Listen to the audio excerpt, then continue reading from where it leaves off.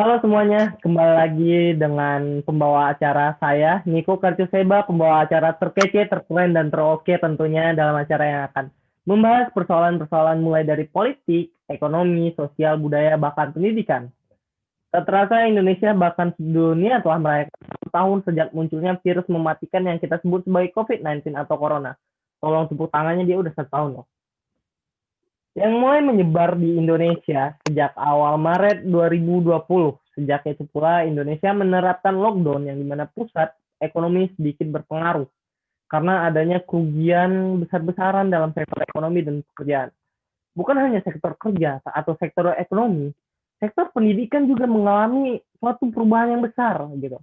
Suatu dampak yang besar bagi para mahasiswa atau para pelajar. Di mana seharusnya mereka yang belajar di kelas bersama-sama harus belajar di rumah dengan melakukan sistem daring atau secara online gitu. Dan tak terasa juga sistem pembelajaran ini mungkin sudah sekitar 8 bulan menjadi rutinitas atau menjadi sarana pembelajaran mereka dari rumah yang telah dianjurkan oleh Bapak Nadiem Makarim saat PSBB dimulai.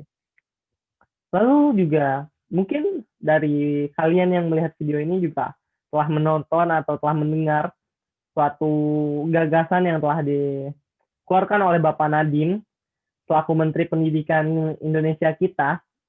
Dia menyampaikan sistem pembelajaran tatap muka akan diberlakukan awal Januari nanti. Awal Januari nanti. Di sini kita akan bertanya, siapkah para mahasiswa atau para pelajar itu menghadapi sistem pembelajaran offline seperti dulu, sistem pembelajaran tatap muka. Maka dari itu kami telah mengundang 2 orang mahasiswi cantik dari kampus ternama di Jakarta untuk berdiskusi bersama dalam membahas persoalan ini. Kita sambut Mbak Siva Rahmat Tunisya dan Mbak Rizka Fitria Rushadi.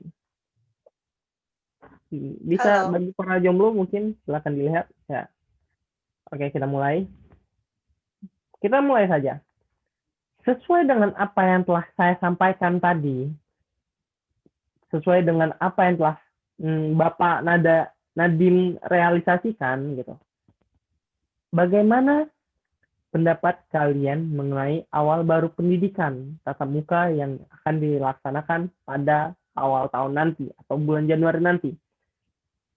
Kita bisa mulai pertanyaan ini atau yang menjawab bisa mulai dengan dari Mbak Siva Rahmatunisya. Ya, jadi saya sebagai salah satu mahasiswa yang terkena dampak sistem belajar daring ya, sangat merasakan kesulitan materi yang didapat dari sistem pembelajaran seperti ini, di mana kendala koneksi dan juga miscommunication yang sulit, serta kurangnya pemahaman atau keterbatasan dalam berinteraksi. Dan jujur saya sangat mendukung dan mengharapkan apa yang Bapak Nadiem sampaikan ini agar dapat terrealisasikan ya. Oh, baik. Anda sangat mendukung hal ini, begitu ya? Oke. Iya, jadi betul. Kita bertanya dengan Mbak Rizka sekarang. Mbak Rizka, bagaimana menurut pendapat Anda tentang suatu hal yang ingin direalisasikan oleh Bapak Nadiem ini? Jujur ya, saya juga mengalami seperti apa yang disampaikan oleh Mbak Siva, tapi mau gimana pun itu adalah langkah terbaik yang dapat kita ambil. Di mana itu mengurangi infeksi virus yang mematikan, memang sebaiknya kita tetap menjaga jarak. Tapi juga menurut saya mengenai kabar pembelajaran tatap muka tersebut, diharapkan untuk dipersiapkan atau dikajikan secara baik agar tak bertambahnya pasien COVID-19. Bagaimanapun kita harus tetap waspada dan selalu mengikuti protokol kesehatan. Oke. Jadi Anda tetap merasakan kegelisahan seperti yang dilakukan Mbak Siva, tapi Anda masih ragu untuk diberlakukannya kebijakan ini, benar begitu? Iya, itu menurut saya seperti itu. Karena ini juga termasuk sangat beresiko, tertularnya akan lebih cepat dan besar ya Mas ya.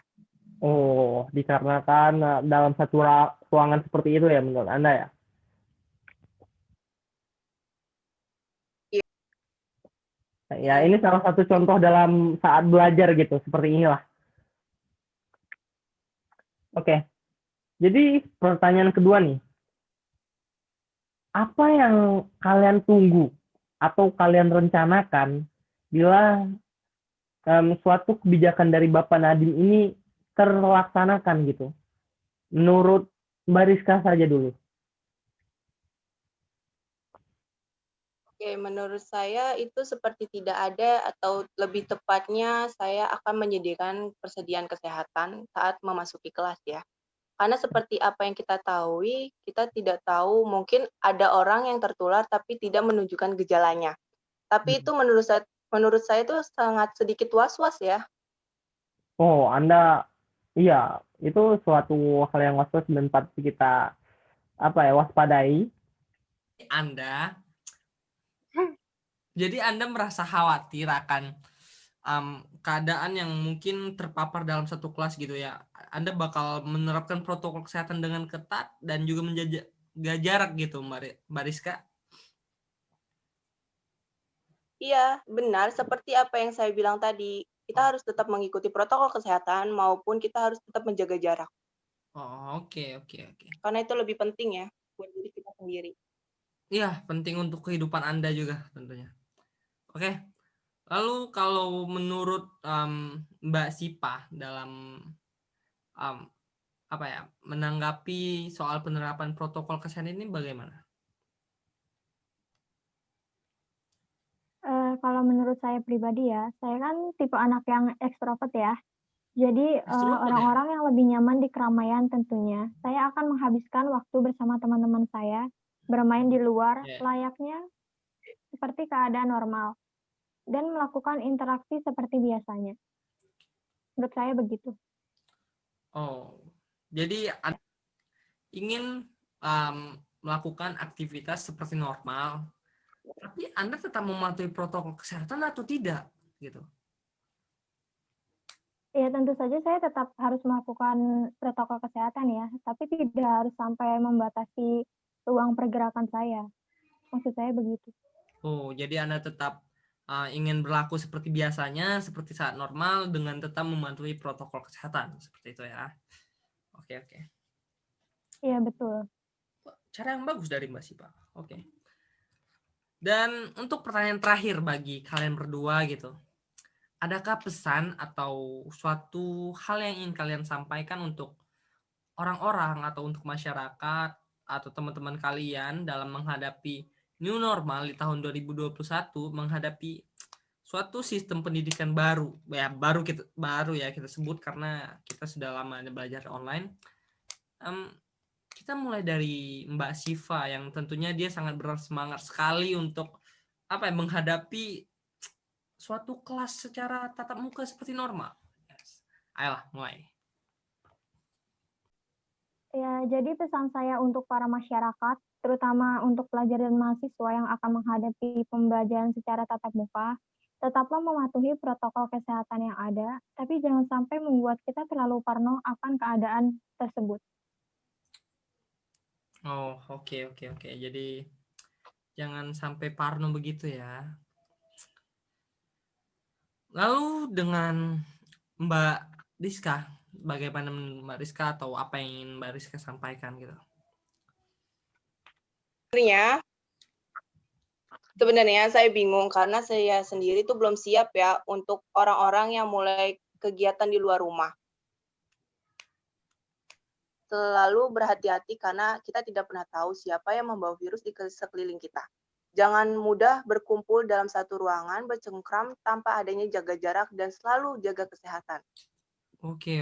Bapak pesan dan suatu hal yang sangat baik dari kalian berdua gitu. Oke, baik. Terima kasih atas ketersediaan kalian berdua untuk berbagi sudut pandang, berbagi berbagi masalah resah dalam hal pembelajaran online ini. Terima kasih untuk Mbak Rizka dan Mbak Siva. Baik pemirsa, sesuai dengan apa yang telah mereka sampaikan, selalu mematuhi protokol kesehatan, menjaga jarak, memakai masker, dan mencuci tangan. Dan untuk semua masyarakat, jangan mudah terlena, jangan mudah merasa lelah. Telah bebas dari virus yang melanda, merasa bebas untuk berinteraksi tanpa mengindahkan kesehatan diri. Jadilah masyarakat yang cerdas, masyarakat yang bijak, dan masyarakat yang patuh akan aturan pemerintah. Untuk kita dan untuk pemulihan negeri kita, saya Niko Kartiuseba sebagai moderator yang menemani Anda pada malam ini, mohon pamit dan undur diri. Selamat malam.